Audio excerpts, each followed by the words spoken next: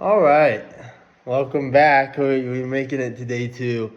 Um, we'll just get right into it. Today I'm talking about the first time a chick cheated on her boyfriend with me. This is a really raunchy, nasty one, and I just want to start and preface this is not cool in the sense don't do that, don't cheat and do and even me in the position I wasn't the one in the relationship, it's still raunchy as fuck. Don't be doing that shit, it's trashy, but it happened and it's pretty fucking crazy. So I'm 18 and there was this girl I knew and we were pretty cool over the years. I'm not gonna say her name because I'd be fucked. But and I'm also pretty sure her boyfriend never found out this happened, which is so much more worse, and that fucked with my head for a long time because it's damn, you bitches, anybody can really be out here and you be pulling shit off, and it's wow. But yeah, I'd talk to this chick here and there. We're definitely both into each other though, and it just never worked out. I wouldn't be fucking with her. She'd have a boyfriend or something. And this one day she just posts on her story and she's yo, I need a place to stay. Let me know, please let me know. And I'm sitting, I immediately swipe up and I'm bro, we'll stay at your boyfriend's crib. I'd known her enough to know she had some family issues, and who knows though, because it's it's the thoughts. And it's difficult because it's the thoughts, sometimes it's valid and the things they say could be real, and other times they're just hella cap, just to give himself the reason to act the way they do, and pretend their life is so hard so you can just complain and be you know thought all day. It's but yeah, so she's yo, his parents are leaving and shit, and obviously she's having trouble with her family, and I'm you can come to my crib. I'm come over to mine. It'll be cool. I go tell my dad, I'm yo, this girl's gonna come over for the day, and he's that's chill. It's just me and my dad at the crib for that day, basically. I think my brother's in college. Yeah, so it was really just me and my dad living at the crib and his girlfriend, I think. And she gets dropped off by the boyfriend. That's one of the worst parts of this is it's not even this dude dropped her off at the crib, and I will say too, it's in the back of my mind I was damn, this was it was literally one of the few times we'd seen each other in person over years of kind of talking and fucking with each other, and again we had, but still this is one of the few. And I'm getting hammered, and this is right in the start of my demon days of becoming a drug addict and alcoholic. So this is the first swing of alcohol, and I'm going pretty hard. So I'm drinking every single day, and I'm getting drunk, and she gets there. I have booze, and I'm thinking, I'm damn, and she looked good. I was all right, bro, I'd be about it.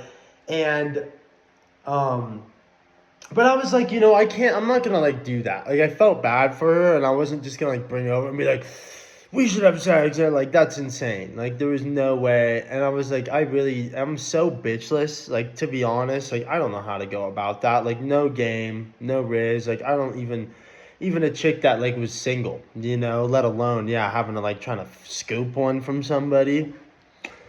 But yeah, we're chilling there for a second. I go to put on the best video, bro. I've shown this to too many chicks, unfortunately, but the Blade and Echo 2K NTS radio 1 hour video. Of course, that's what I show a girl when she comes over to my house.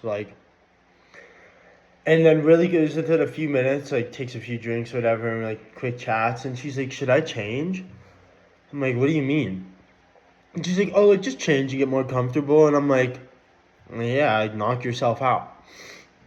So she gets up off the couch and gets right in front of me and starts just bending straight at the waist and just pulls her fucking jeans all the way down to her ankles and is in this tight thong. And I'm just I remember sitting there thinking wow, I literally didn't even have to try. I was damn, she really was fucking with because I'm dude, I really didn't even say yo, we should, she's got all close and shit. I was and she's you gonna kiss me? And I'm but I wanted to, so I did. And then Yeah, we end up having sex. Oh God, this is the worst. Oh, I'm like remembering parts I almost forgot about talking about it. So she wasn't on any sort of birth control or anything. This is another insane admittance, especially for the second video. But like, dude, I don't like condoms. I don't want to wear them. Sorry. I will be like disciplined enough to just like not smash, like I have been. But like condoms are fucking trash, bro. I'm not doing that. I'd literally rather beat my dick. So, but I'm like, yo, I was nervous, and she's not on the anything, and I'm like, all right. I had like one condom that like a friend gave me, a friend's parents gave me, and I'm like, all right. So I throw that on. I go in like maybe once or twice, bro, and the shit just blows up. And it was like old, like it was definitely just like expired or something. But regardless, like the one condom just exploded.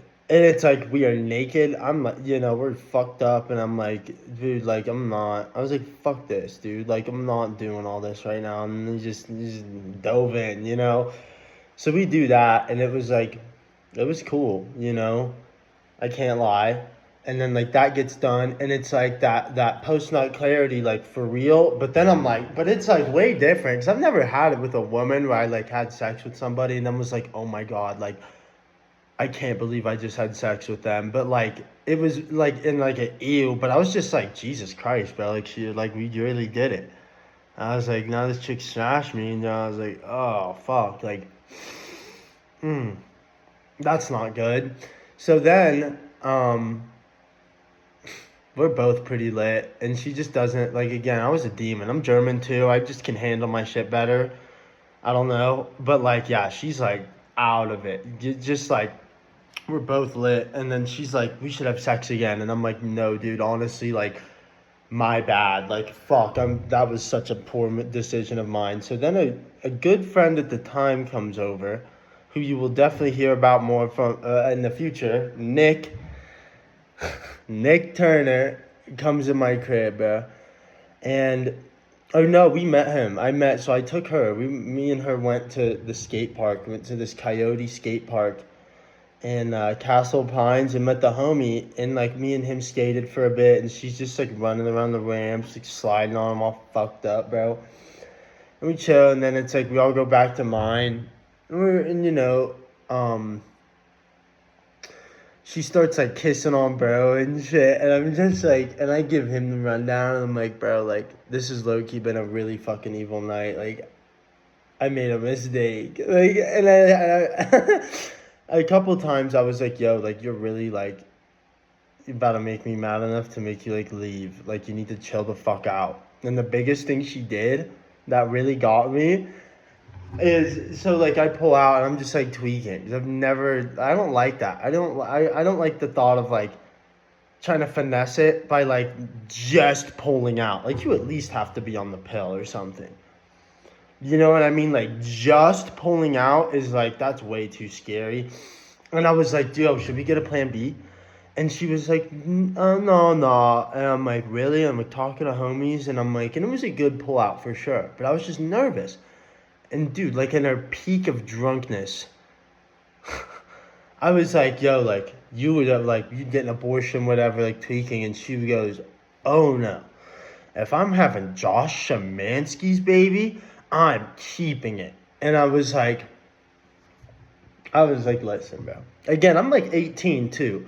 It's not been like crazy long. I'm 23. That would still really fucking suck if that happened right now. But like 18, I was like, dude, I look at her and I go, listen, I will shoot you in the head and then shoot myself. I was like, don't play with me about this, like, please stop fucking around. And yeah, I was like, dude, I will literally like make you walk. I don't care what you, but you're gonna have to leave if you keep fucking around like that. It was, yeah, kind of foul, bro. Really fucked up night.